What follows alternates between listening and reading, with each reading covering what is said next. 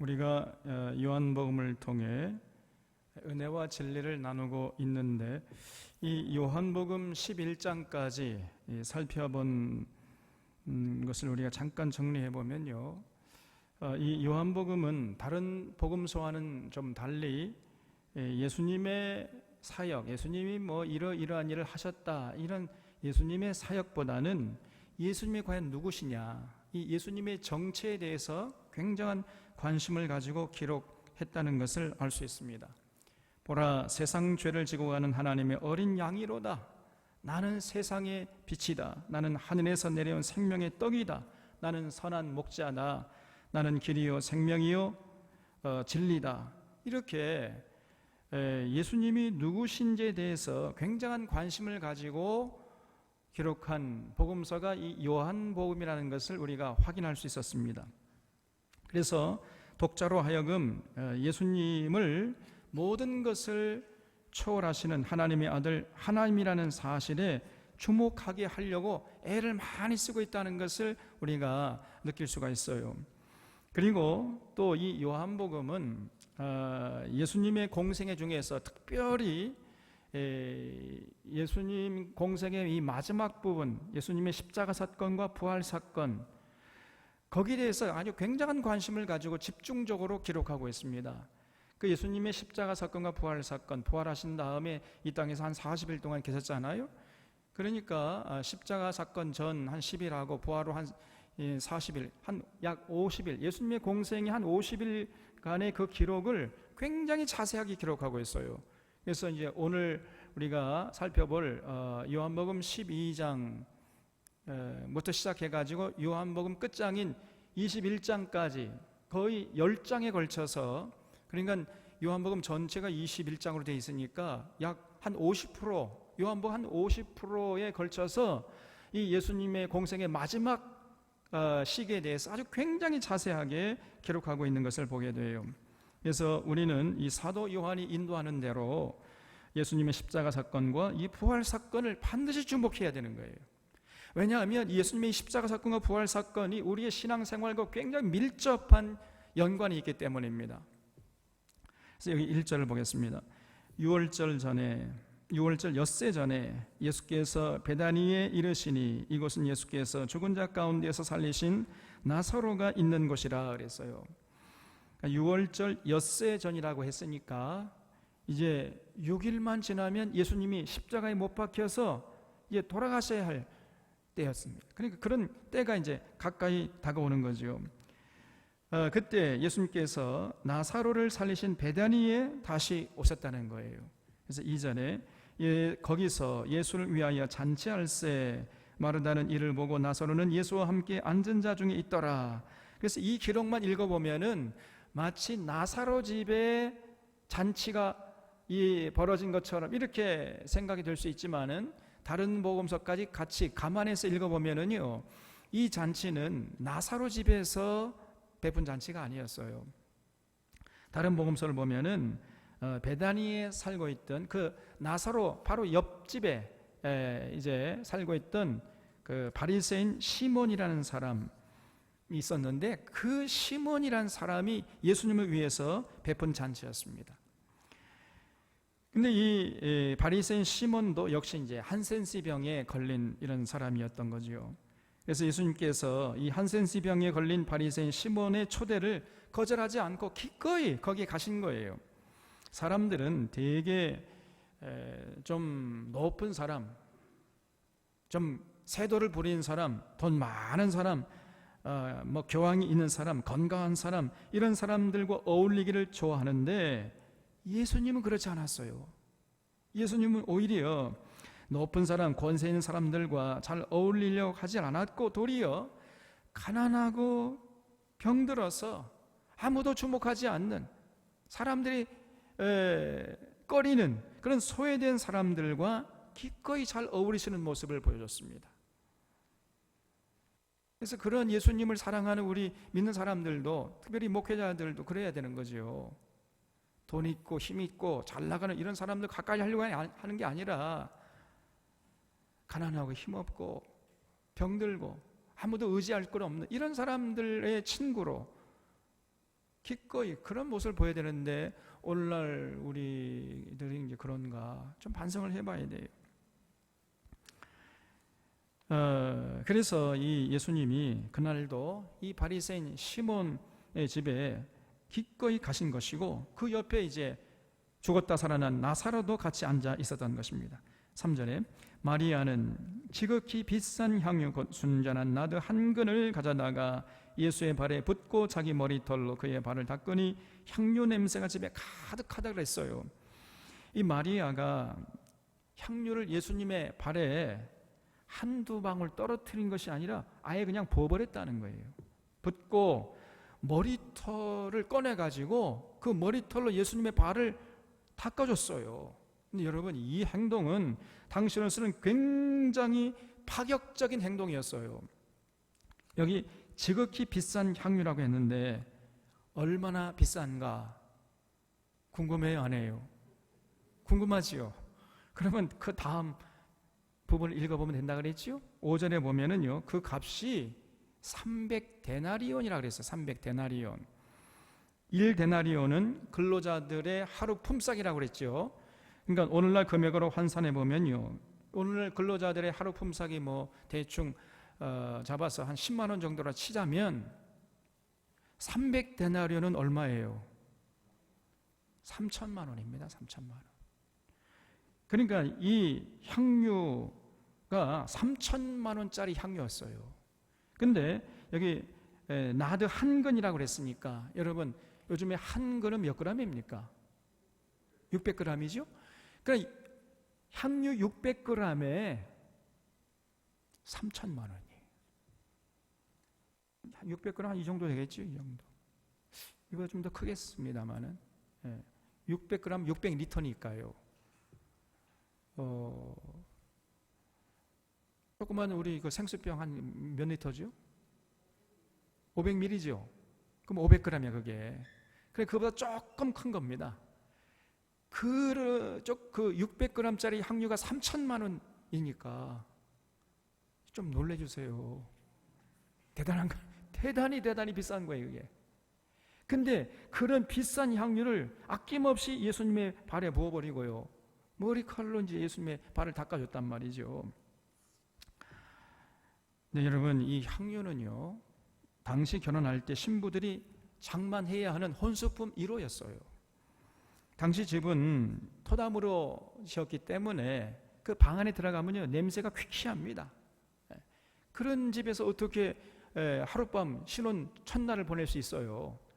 그래서 그 신혼 첫날 밤에 이제 신부가 혼수품 1호를 준비해가지고 향유를 그 방 안에 한두 방울 떨어뜨린 거예요. 그러면 향유 냄새가 집안에 가득 차가지고 이제 첫날 밤을 치르는 것입니다.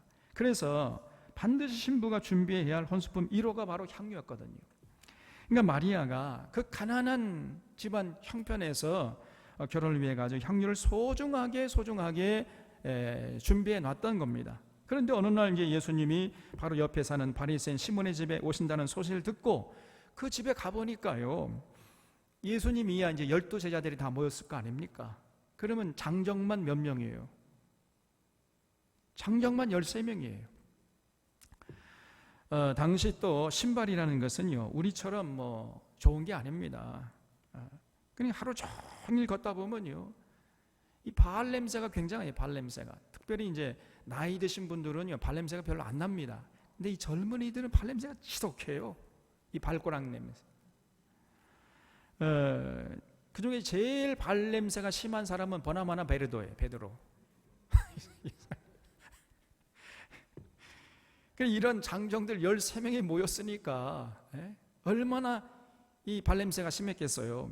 그래서 이 마리아가 가보고는요, 그냥 숨을 쉴 수가 없는 게, 오징어 굽는 냄새가 나니까 안 되겠다 해가지고 자신이 고이 간직해온 향유를 가지고 와가지고 예수님의 발에 한 두 방울 떨어뜨리는 게 아니라 그냥 부어버렸어요. 그리고는 그 머리털로 예수님의 발을 닦아줬는데, 여러분, 이 행위는 이거 정말 굉장한 파격이었어요. 당시 고대 중근동 문화는요, 여자가 외간 남자 앞에서 머리카락을 보인다는 것은 굉장한 성적인 수치심을 느끼는 행위였습니다, 여러분. 마치 오늘날 사람들 앞에서 그 여성들 다 발가 벗겨 놓은 것 같은 굉장한 성적 수치심을 느끼는 그런 행위였어요. 그래서 여러분 고린도전서 11장을 보면은 사도 바울이 여자들이 예배드릴 때 반드시 머리에 수건을 쓰고 예배드려라 이렇게 권면하고 있잖아요.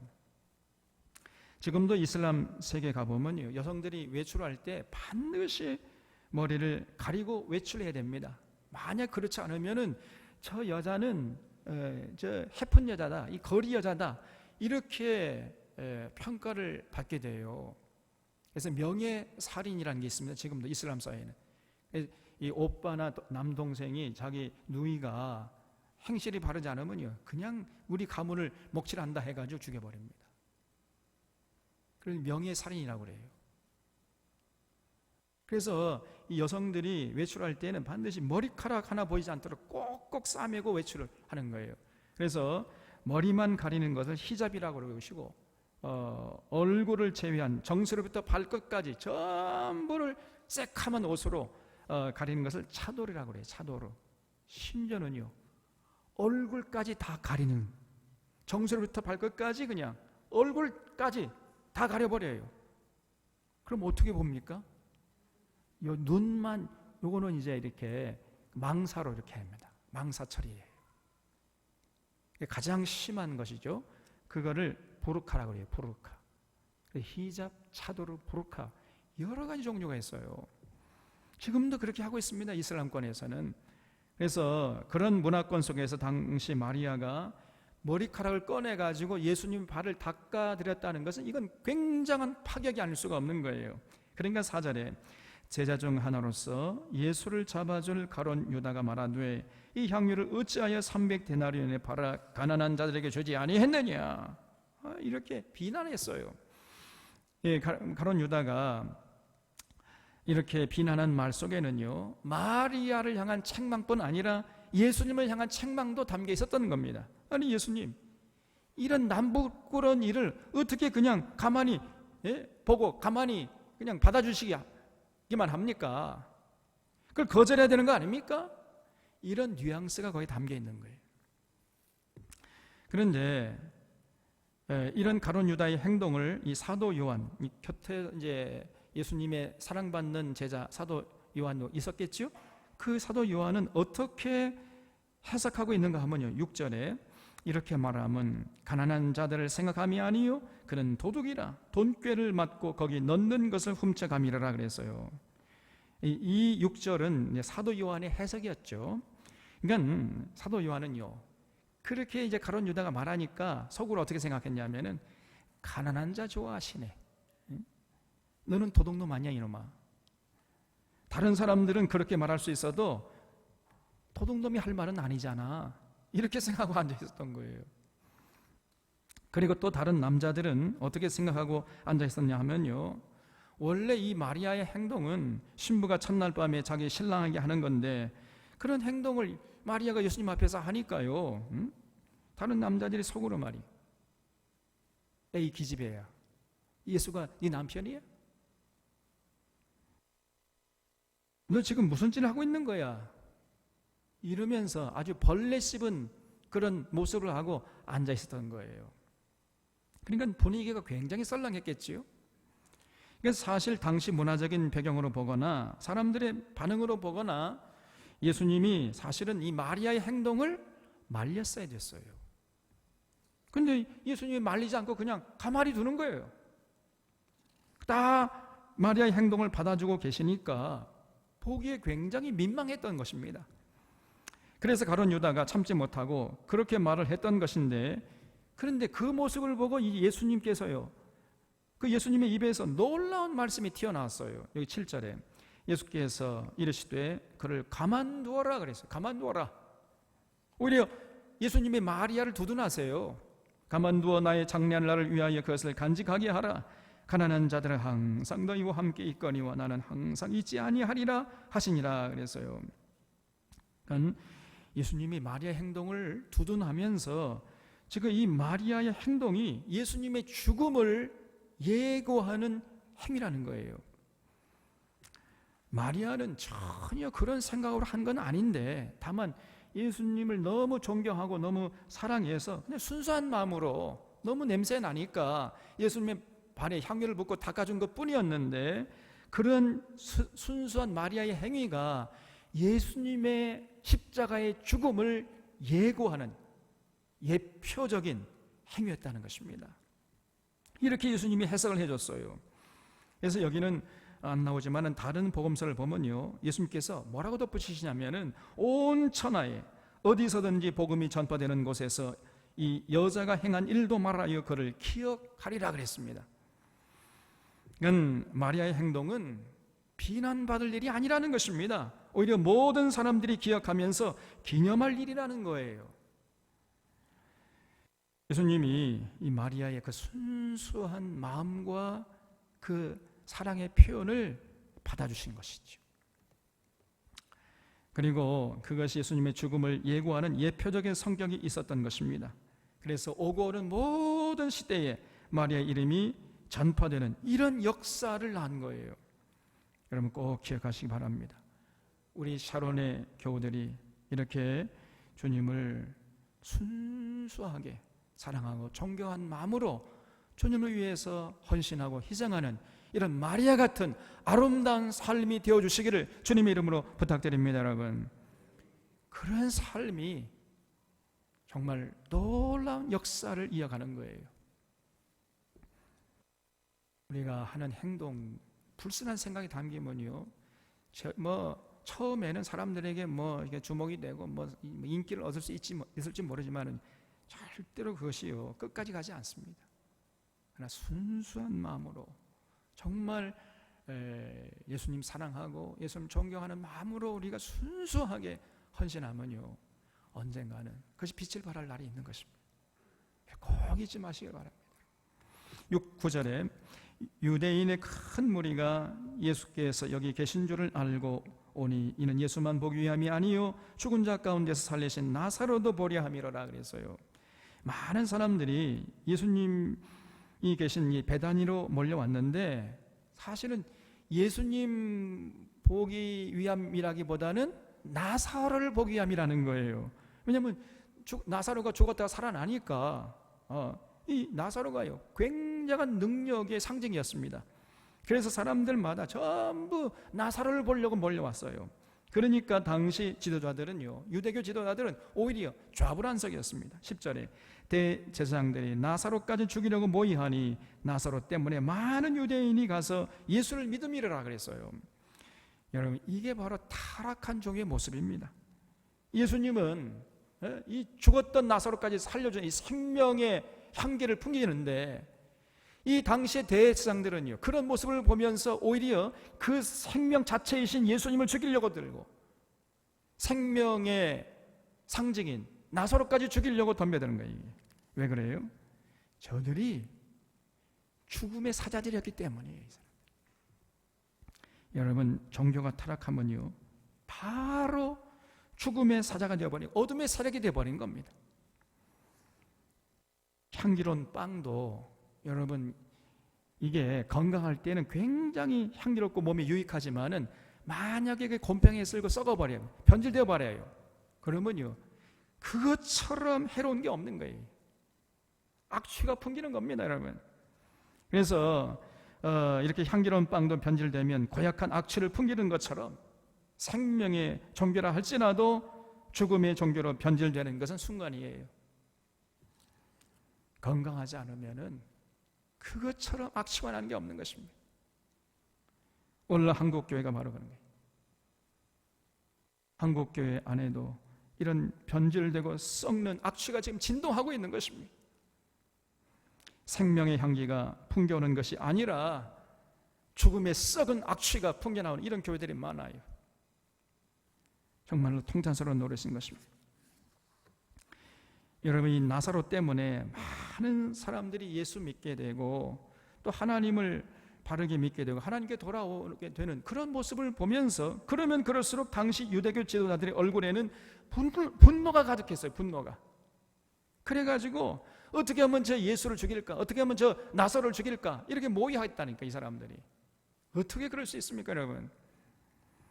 그런 상황에서 이제 예수님이 예루살렘 성에 입성하신 거예요. 12절에 그 이튿날에는 명절에 온 큰 무리가 예수께서 예루살렘으로 오신다는 것을 듣고 종려나무 가지를 가지고 맞으러 나가 외치되 호산나 찬송하리로다 주의 이름으로 오시는 이 곧 이스라엘의 왕이시여 하더라. 예수는 한 어린 나귀를 보고 타시니 이는 기록된 바 시온 따라 두려워하지 말라 보라 너희 왕이 나귀 새끼를 타고 오신다 함과 같더라 그랬죠. 예수님이 이렇게 유대교 지도자들의 증오와 살기가 등등한 가운데 예루살렘 성에 들어오신 거예요. 근데 그때 일반 사람들은요, 예수님이 마치 다윗 같은 정치적이고 군사적이고 경제적인 메시아, 경제적인 그런 왕이 되어 주실 줄로 알고 예수님을 아주 극진히 환영을 했어요. 대대적으로 환영했습니다.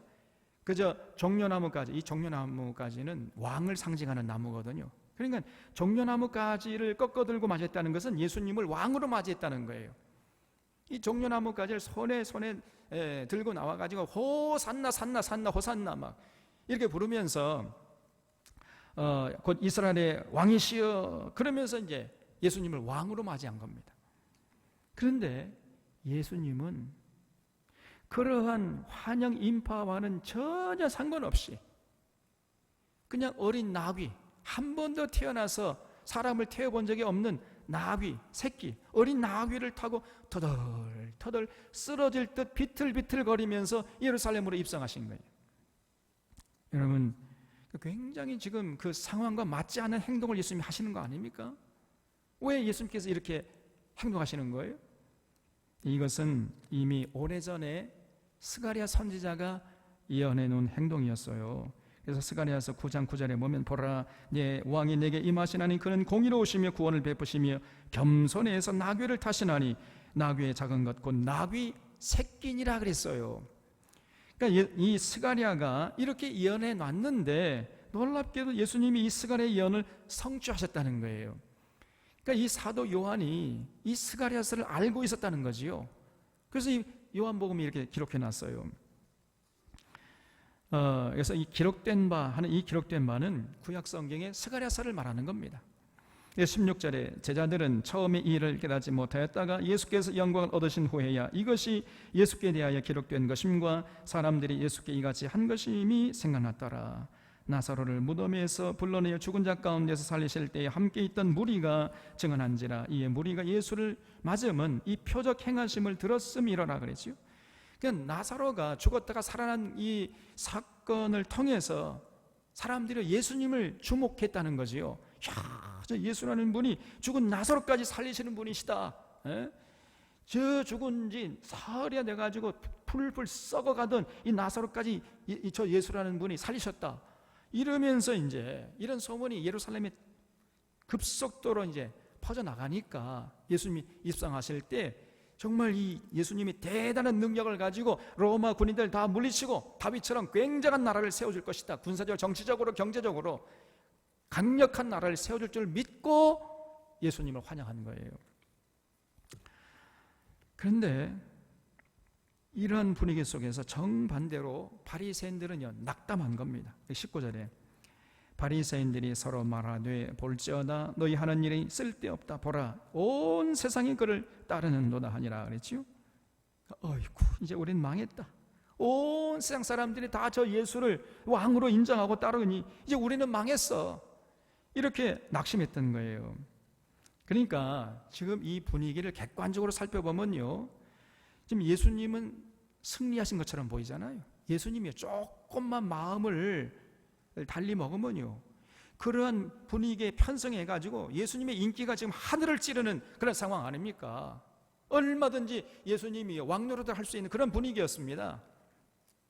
그래서 예수님이 승리하신 것처럼 보이고 당시 바리새인들과 서기관과 대제사장들은 낙심천만해가지고 어떻게 하면 이 위기를 벗어날까 궁리하는 이런 상황 아닙니까? 그런데 그때 예수님은요 전혀 그런 분위기는 아랑곳하지 않고 이미 벌써 예수님의 마음속에는 십자가를 염두에 계셨습니다. 예수님의 시선은 십자가를 향하고 있었어요. 사람들이 자기를 어떻게 평가하든지 예수님의 인기가 하늘 찌른다 할지라도 거기에 전혀 반응하지, 교만하지 않고 변절되지 않고 여전히 예수님은 그 골고다 십자가를 향해 걸어가고 있었던 것입니다. 이게 여러분 놀랍지 않습니까? 그래서 20절에 보면은 명절에 예배하러 올라온 사람 중에 헬라인 몇이 있는데 그랬어요. 역사적으로 보면은요, 유대인들은 많은 침략을 받았어요. 그래서 세계 여러 나라로 포로로 잡혀간 이러한 부끄러운 역사가 있습니다. 구약성경 우리가 다 살펴봤잖아요. 그래서 유대인으로서 유대에서 살지 못하고 유대 밖에서 살아가는 이런 사람들을 디아스포라 유대인이라고 합니다. 네, 이런 디아스포라 유대인들이 헬라 사회에도 많이 들어가서 정착했던 거지요. 그런데 이 헬라 사람들이 볼 때 이 디아스포라 유대인들이 정말 아름답게, 정말 행복하게, 귀티나게, 거룩하게 살아가는 것으로 비춰진 거예요. 왜냐하면은 유대인 가정은요 거의 일부 일처제를 고수하면서 살았거든요. 아주 정갈하게 살아가는 데 비해서 헬라인들 가정은요 아주 문란했습니다. 여러분, 이 그리스 로마 신화를 보세요. 그 그리스 로마 신화를 보면요, 아버지 신하고 그 딸 되는 신하고 결혼을 해, 또 성적인 관계를 가져가지고 또 자녀를 낳아요. 그리스 신화 보면요, 이런 얘기들이, 이런 난잡한 얘기들이 그냥 수도 없이 나옵니다. 왜 그럴까요? 이 헬라 신화는 누가 만들었습니까? 헬라인들이 만든 거예요. 그러니까 헬라인들의 삶이 그러했다는 거죠. 자신들의 삶이 그러하니까 자신들의 머리로 만들어낸 이 헬라 신화를 보면은요, 이런 난잡한 그런 모습들이 많이 나오는 거예요.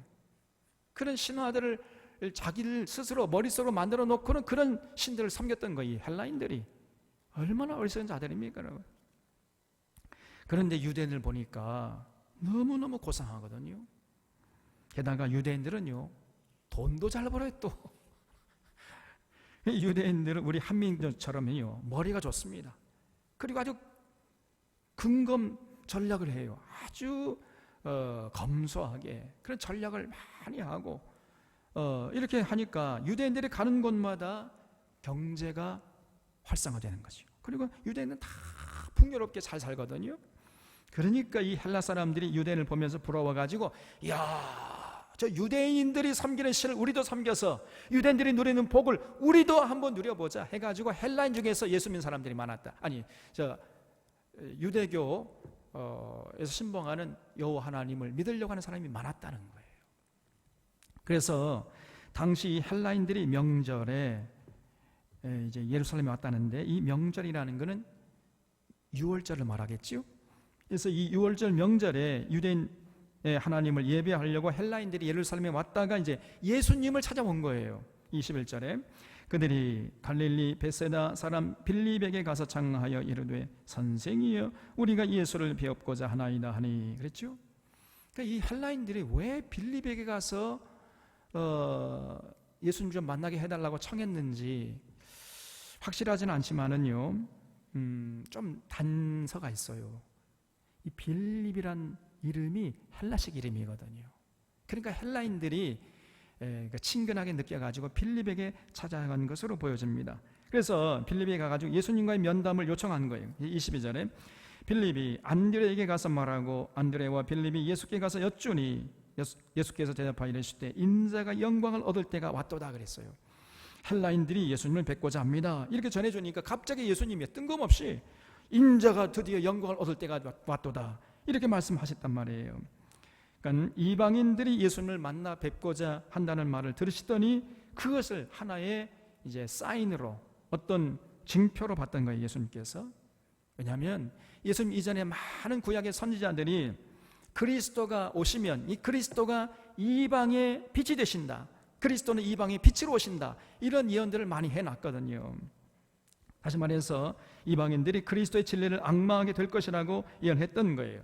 그래서 헬라인들이 예수님을 뵙고자 한다 하는 말을 들으면서 드디어 인자가 영광을 얻을 때가 되었다 이렇게 말씀하셨던 거예요. 다시 말하면 이제 예수님이 십자가에서 죽으실 때가 됐다는 겁니다. 그러면서 참으로 중요한 진리를 전해주셨어요. 24절에 내가 진실로 진실로 너희에게 이르노니 한 알의 밀이 땅에 떨어져 죽지 아니하면 한 알 그대로 있고 죽으면 많은 열매를 맺느니라 그랬지요. 여기서 이 한 알의 밀은 누구를 말하겠어요? 예수님 자신을 일컫는 거지. 예수님 자신. 내가 안 죽고 있으면은 한 알 그대로 있지만은, 그러나 내가 죽으면 한 알의 밀이 땅에 떨어져 죽으면 많은 열매를 맺는 것처럼, 그러면 내가 죽으면 이제 많은 열매를 맺게 될 것이다, 이런 뜻이었어요.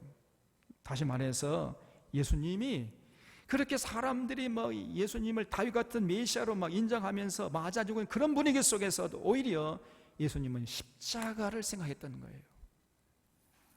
십자가에서 조만간에 죽게 될 것임을 내다보고 계셨던 겁니다. 많은 사람이 호산나 산나 산나 호산나 하면서 칭송하는 그 시간에 예수님은 십자가를 바라보고 계셨던 거예요. 여러분, 보통 사람들은요, 이렇게 사람들에게 인기를 얻으면요 우쭐해집니다. 그리고 교만해져요. 근데 전혀 예수님은 그런 모습을 눈꽃만큼도 찾아볼 수가 없었던 거예요. 오히려 십자가의 죽음을 생각하고 계셨어요.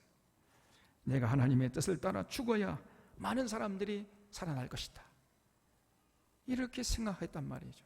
예수님 정말 대단한 거 아닙니까? 그래서 25절에 자기의 생명을 사랑하는 자는 잃어버릴 것이요 이 세상에서 자기의 생명을 미워하는 자는 영생하도록 보존하리라. 그래서 거기 줄 쳐보세요. 자기 생명을 사랑하는 자는 잃어버릴 것이요 자기 생명을 미워하는 자는 영생하도록 보존하리라. 여러분, 이것이 위대한 역설의 진리예요. 이 땅에서 그 누가 자기 생명을 사랑하지 않는 자가 있겠습니까?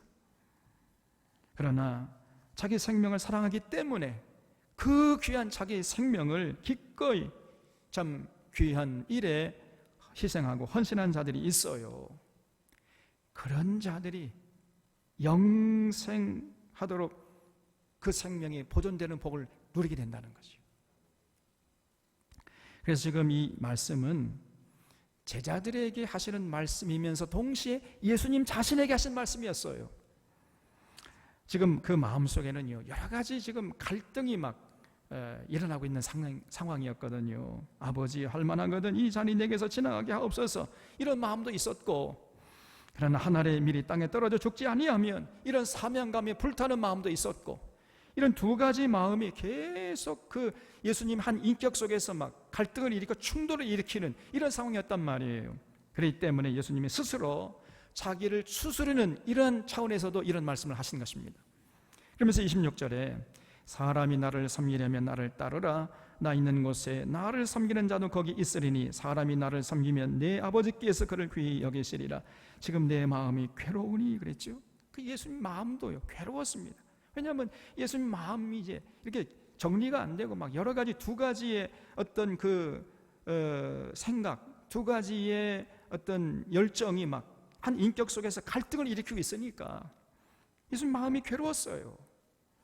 내 마음이 괴로우니 무슨 말을 하리요? 아버지여 나를 구원하여 이때를 면하게 하여 주옵소서. 그러나 내가 이를 위하여 이때에 왔나이다. 지금 예수님이 이랬다 저랬다 하시죠.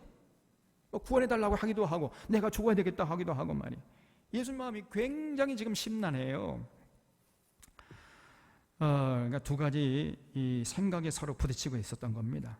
많은 사람들이 생각하기를 예수님은 예수님이니까, 하나님의 아들 하나님이시니까 아무 갈등도 없었을 것이다, 이렇게 생각을 합니다. 심지어는요 예수님이 십자가에 못 박혔을 때 예수님은 아무런 통증도 느끼지 않았을 것이다, 이렇게 생각하는 사람들이 있다니까요. 그런 사람들이 이 시대에 영지주의자들이, 옛날 과거 영지주의자들이 그렇게 생각했던 거거든요. 가연설. 그렇지 않습니다, 여러분.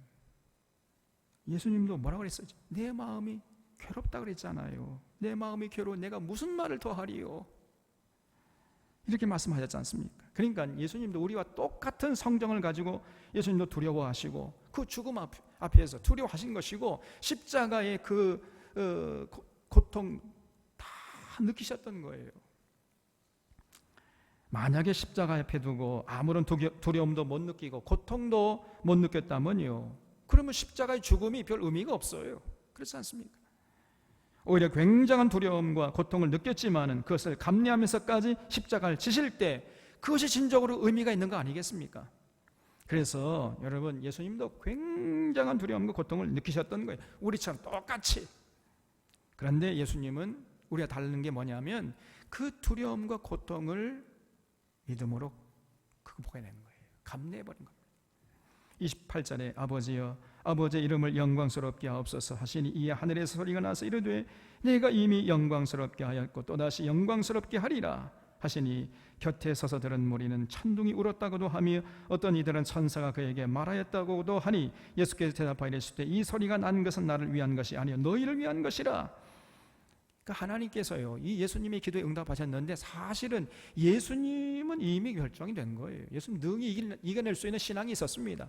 그래서 예수님을 위해서 말씀하신 것이 아니라 그를 따르는 제자들과 회종들을 위해서 말씀하신 것이라는 거지요. 이제 이 세상에 대한 심판이 이르렀으니 이 세상에 임금이 쫓겨나리라. 내가 땅에서 들리면 모든 사람을 내게로 이끌겠노라 하시니 그랬죠. 거기 세상의 임금이 쫓겨나리라 했는데 여기서 말하는 세상의 임금이라는 건 누구를 말하냐면요, 사탄이에요. 사탄. 여러분, 인간의 모든 악한 죄의 뒤안길에는 사탄이 자리 잡고 있는 것입니다. 그러니까 세상 사람들이 한결같이 사탄을 임금으로 모시고 그 사탄의 통치를 받고 있는 거예요. 그 사탄이 뒤에서 인간을 죄를 짓도록 자꾸만 유혹하고 위협하는 것입니다. 그래서 온 세상 사람들의 죄로 말미암아 사탄이 모든 사람들 위에 군림해가지고 왕노를 하고 있는 거예요. 그러나 그건 예수님의 십자가 사건 그 전까지만이에요. 예수님께서 이제 십자가에서 죄값을 지불함으로 하나님의 공의가 만족되고 나면은 누구나 이제 그 복음을 듣고 깨달은 사람들은요, 그 사탄의 종노릇 하지 않으려고 할 것이고, 그러면 그럴수록 사람들은요 이제 그 사탄의 권세로부터 자유함을 누린 거 아닙니까? 그래서 예수님께서 말씀하시기를 너희가 내 말에 거하면 참 내 제자가 되고 진리를 알지니 진리가 너희를 자유케 하리라. 여기서 자유케 한다는 게 어디에서 자유케 된다는 거예요? 사탄의 권세로부터 자유케 된다는 거예요. 사탄의 권세로부터. 그러면요 어떻게 되냐? 그러면 그럴수록 이제 세상 임금, 세상에서 임금 노릇을 하던 사탄은 쫓겨나는 거죠. 사탄의 권세가 이제 흔들거리는 것입니다. 그래서 예수님이 내가 십자가에 달려서 모든 사람을 내게로 이끌겠노라 이렇게 말씀하신 거죠. 예수님이 십자가에 달리게 되면요 모든 사람들이 그 십자가를 이제 바라보게 될 것이고, 그러면 그 사람들은 사탄의 통치에서 벗어나게 될 것이고 죽음에서 생명으로 이끌게 될 것이라는 거예요. 33절에 이렇게 말씀하시면 자기가 어떠한 죽음으로 죽을 것을 보이심이라 그랬지요. 그래서 예수님께서 이제 십자가에 달리실 것을 말씀하신 겁니다. 예고하셨죠. 34절에 이에 무리가 대답하되 우리는 율법에서 그리스도가 영원히 계신다함을 들었거늘 너는 어찌하여 인자가 들려야 하리라 하느냐. 이 인자는 누구냐 그렇게 물었어요. 그러니까 구약의 예언자들이 자꾸만 이런 말씀을 했거든요. 다윗의 자손 메시아가 오시면은 영원토록 공평과 정의로 이스라엘을 다스릴 것이다. 이렇게 여러 선지자들이 예언을 해놨어요. 특별히 이사야가 이런 예언을 많이 했죠. 그러니까 메시아가 오시면 영원히 우리와 함께 계신다고 했는데 무슨 십자가에 달려 죽는다고 하느냐? 그러면 네가 말하는 인자는 누구냐? 막 이렇게 물은 거예요. 35절에 예수께서 이르시되 아직 잠시 동안 빛이 너희 중에 있으니 빛이 있을 동안에 다니어 어둠에 붙잡히지 않게 하라. 어둠에 다니는 자는 그 가는 곳을 알지 못하느니라. 너에게 아직 빛이 있을 동안에 빛을 믿으라. 이 빛은 누구겠습니까? 예수님이죠. 예수님 십자가에 이제 달리시고 나면은요 예수님을 볼 수가 없잖아요. 그러니까 그 전에 빨리 믿으라는 거예요. 그리하면 빛의 아들이 되리라. 예수께서 이 말씀을 하시고 그들을 떠나가서 숨으니라. 그러나 아직 믿을 기회가 남아 있다는 것입니다. 조금 있으면 예수님이 십자가에서 이제 죽으시고 부활하시고 승천하시게 되면 이제 그 빛이 사라지게 될 것이고, 그러면 나중에는 믿고 싶어도 믿지 못할 것이라는 거예요. 그래서 아직 빛이 있을 동안에 빛을 믿으라 그랬어요. 그리고는 예수님이 이제 숨어버리셨습니다. 왜냐하면 6월절 어린 양으로 십자가에 못 박혀야 되기 때문에 그때를 기다리면서 피신한 거지요. 38절에 17절에 이렇게 많은 표적을 그들 앞에서 행하셨으나 그를 믿지 아니하니 이는 선지자 이사야의 말씀을 이루려 하심이라. 이르되 주여 우리에게서 들은 말을 누가 믿었으며 주의 팔이 누구에게 나타났나이까 하더라. 그랬죠. 그러니까 결국 예수님께서 이렇게 많은 이적을 행하시고 하늘의 진리를 알기 쉽게 비유로 말씀해 줬지만은, 그러나 결국 이들은 예수님 믿지 않았습니다. 아니, 예수님 믿지 못했어요. 그러면 이렇게 직접 예수님을 눈으로 보면서 예수님이 하신 표적도 직접 경험하고 하늘의 진리를 이렇게 알기 쉽게 들었음에도 불구하고 왜 이 사람들이 예수를 믿지 못했을까? 이게 사도 요한의 고민이었어요. 그러다가 깨달은 진리가 있었는데 그것을 39절 이하에 기록한 겁니다. 39절에 그들이 능히 믿지 못한 것은 이것 때문이니 그랬죠. 곧 이사야가 다시 일러서되 그들의 눈을 멀게 하시고 그들의 마음을 완고하게 하셨으니 이는 그들로 하여금 눈으로 보고 마음으로 깨닫고 돌이켜 내게 고침을 받지 못하게 하려 함이라 하였습니다라 그랬어요. 이거는 우리가 이해하려면요, 이사야 6장으로 돌아가야 돼요. 그래서 구약성을 알아야 이 신약 성경을 이해할 수 있는 것입니다. 그래서 이사야 6장에 보면은 하나님께서 이사야를 이제 부르시면서 사명을 주시는데 아주 이상한 사명을 주셔요. 야, 이사야, 너 일로 와. 너 저 이스라엘 백성들에 가가지고 저들 진리를 전해서 깨닫게 해가 내게 돌아오게 해라. 이런 사명을 주신 것이 아니고요, 거꾸로 저것들, 저 완악한 놈들 조금 떠진 눈도 감기게 하고 뚫린 귀도 막히게 해서 아예 내게 돌아오지 못하게 하라. 너 알았어? 알간 가봐. 이렇게 이사야에게 사명을 주셨어요. 정반대입니다. 아예 저것들 좀 깨닫고 다시 돌아와가지고 회개한다 그러면 내가 용서해 줘야 되니까 하나님이요, 그게 싫다는 것입니다. 저것들 꼴도 보기 싫다는 거예요. 그래서 내게 돌아오지 못하도록 조금 떠진 이 눈도 완전히 감기게 해버리고 뚫린 귀도 완전히 막아버려가지고 내게 돌아오지 못하게 하라. 이것이 이사야에게 준 사명이었어요. 네, 그 이사야에게 준 사명이, 그 말씀이 이 사람들에게 이루어졌다는 것입니다. 이게 사도 요한의 해석이에요. 그래서 교만한 사람들 아주 그냥 고침받지 못하게 해가지고 하나님께서 그들의 눈을 멀게 하고 그들의 귀를 완전히 닫아버리게, 그렇기 때문에 저들이 예수님이 아무리 이적을 행하고 하늘의 진리를 쉽게 전해줘도 믿지 못했다는 거예요. 여러분 꼭 기억해야 돼요. 혹시 우리가 아무리 전하려고 해도 믿지 않는 사람이 있잖아요. 그 사람은요, 정말 철저하게 자신을 돌아봐야 됩니다. 내가 너무 교만한 게 아닌가 생각해 봐야 돼요. 교만한 사람들은요, 잘 믿지 못합니다. 교만한 사람들을 믿지 못하게 하기 위해서 예수님께서 오실 때에도 아주 초라하게 오셨어요. 여러분, 예수님, 어떤 사람들은 예수님 막 서양 꽃미남 청년같이 생겼을 것이다. 착각도 그런 착각이 없어요. 여러분, 예수님이요, 저만 해도 굉장히 잘생긴 얼굴입니다. 이게 예수님 저에 비하면요 너무 초라하신 거예요. 이사야에서 뭐라고 예언했죠? 이사야 53장에서 마른 땅에서 나온 잎과 같다. 마른 땅에서 나온 잎과 같은 그런 모습이었어요. 여러분, 바짝 마른 땅에서 이 새싹이 나와봐요. 시들시들하고 볼품이 없지 않습니까? 예수님의 모습이 그랬다는 거예요. 외모가 전혀 아름답지 않았습니다. 여러분, 그러니까 사람들이요, 그런 외모를 보고 외모를 중시하는 사람들은 예수 믿기 어려웠던 것이요. 그리고 뭐 예수님이 뭐 저 가난한 목수 집안에서 배운 것도 없고 말이에요. 예? 가난한 사람, 병든 사람이나 하고 어울려 다니고, 그런데 뭐 삐까번쩍하고 잘 나가고 그런 대제사장들과 서기관 바리새인들이 예수를 믿을 수가 있었겠습니까? 그래서 예수님께서 이렇게 오신 것은 교만한 자를 심판하기 위함이에요. 41절에 이사야가 이렇게 말한 것은 주의 영광을 보고 주를 가리켜 말한 것이라. 그러나 관리 중에도 그를 믿는 자가 많되 바리새인들 때문에 드러나게 말하지 못하니 이는 출교를 당할까 두려워함이라. 그들은 사람의 영광을 하나님의 영광보다 더 사랑했더라 그랬죠. 여러분 거기 두셔보세요. 사람의 영광을 하나님의 영광보다 더 사랑했다. 이것처럼 비극이 없는 거예요. 이것처럼 어리석은 사람이 없는 것입니다. 세상에서 예수님 믿는 것을 부끄럽게 생각한다든지 세상 영광을 하나님 영광보다 더 중히 여기는 사람, 이런 사람은 정말 어리석은 사람이고, 이런 사람은 절대 예수 못 믿습니다. 우리 같은 사람들은 뭐 별로 가진 거 없잖아요. 내놓을 것도 없으니까 예수 믿기 별로 어렵지 않아요. 금방 예수 믿을 수 있습니다. 그러나요, 세상이 가진 거 많고 높은 자리에 앉고 뭐 많은 지식, 그러면 예수 믿기 쉽지 않습니다. 세상에서 잘 나간다는 사람들은 예수 잘 못 믿어요.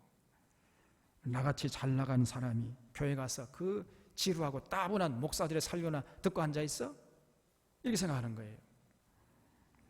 좀 배웠다고 하는 사람들이 있는 높은 자리에 앉아있는 사람들은, 돈이 많은 부자들은요 정말 예수 믿기 힘듭니다. 그래서 세상 영광을 하나님 영광보다 더 사랑하기 때문이죠.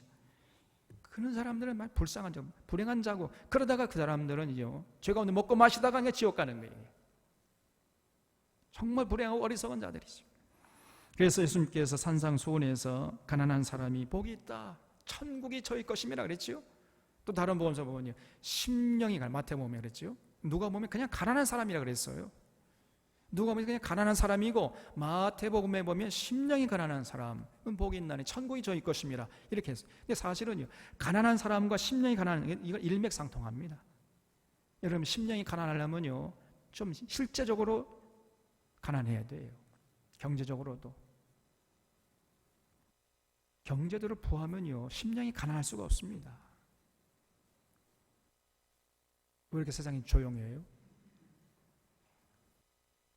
그래서 세상에서 너무 많이 가진 이런 사람들은요 절대로 심령이 가난하지 않아요. 교만해요.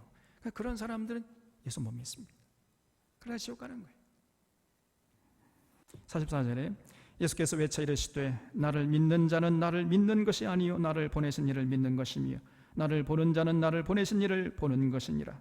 나는 빛으로 세상에 왔나니 물은 나를 믿는 자로 어둠에 거하지 않게 하려 함이로라. 사람이 내 말을 듣고 지키지 아니할지라도 내가 그를 심판하지 아니하노라.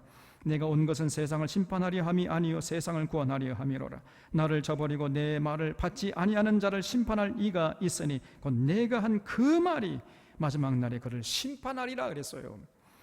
예수님께서 마지막으로 하신 말씀이 마지막 날에 내가 심판할 거다, 이런 말씀을 하신 거예요. 여러분, 그래서 우리 사론의 교우들은 정말 진실로 예수님의 말씀을 신중히 듣고 그 예수님의 말씀을 마음판에 새기고 실천하는데 거기에 신앙의 열정을 불태워 주시기를 주님의 이름으로 부탁드립니다. 예수님을 하나님의 아들이시요 세상에 오신 그리스도요 메시아로 생명의 떡으로 세상의 빛으로 그 예수님을 마음의 중심에 모시고 그 예수님 사랑하고 예수님 가르침에 전적으로 순종하려는 자세를 잃지 말아야 돼요. 그 예수님 말씀을 종합해 보면요 하나님 사랑하고 이웃 사랑하는 거예요. 더불어 사는 세상을 위해서 헌신해라. 너 혼자 잘 먹고 잘 살려고 하고 너 혼자 똑똑한 체 하지 말아라. 항상 이웃과 더불어서 이웃을 감안하면서 함께 더불어 살아가는 세상을 만드는데 헌신하라. 이것이 예수님의 가르침의 핵심이에요. 여러분, 이걸 꼭 기억하시기를 바랍니다. 49절에 내가 내 자유로 말한 것이 아니요 나를 보내신 아버지께서 내가 말한 것과 이룰 것을 친히 명령하여 주셨으니 나는 그의 명령이 영생인 줄 아노라. 그러므로 내가 이르는 것은 내 아버지께서 내게 말씀하신 그대로니라 하시니라 그랬죠.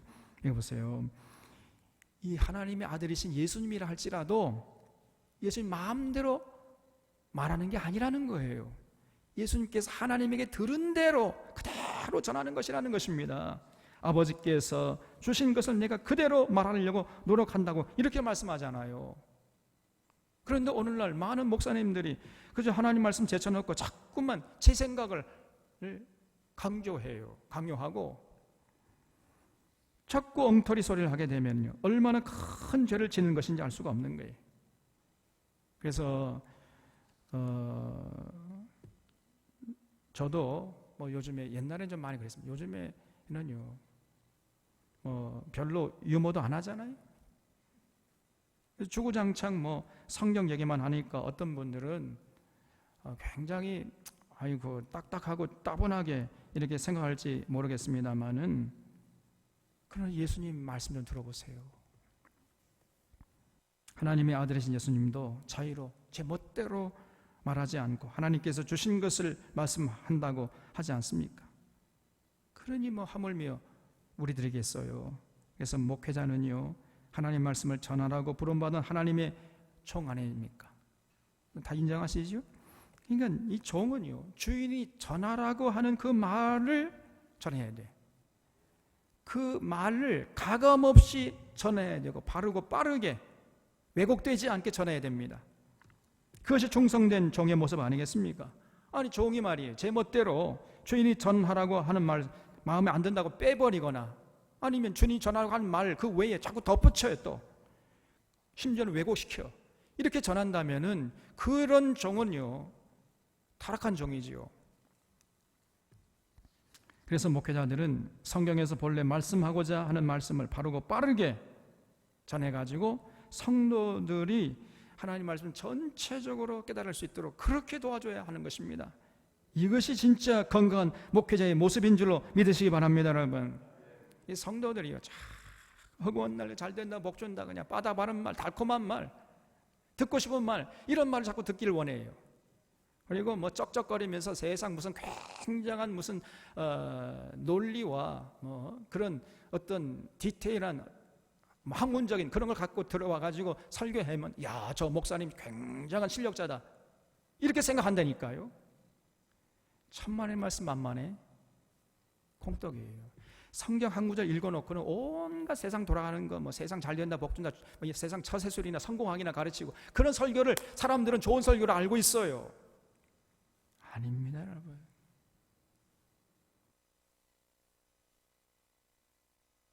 하나님의 말씀을 빼지도 않고 더하지도 않고 왜곡하지도 않고 노닥거리지도 않고 바르게 빠르게 온전히 명료하게 클리어하게 전하는 이런 설교가 가장 훌륭한 설교들로 믿으시기 바랍니다, 여러분. 그래서 항상 그런 설교를 즐겨 들으려고 해야 돼요. 성경 전체를 통해서 하나님이 우리에게 무엇을 말씀하시는가, 이런 차원에서 들으려고 하는 자세를 성도들이 잃지 말아야 돼요.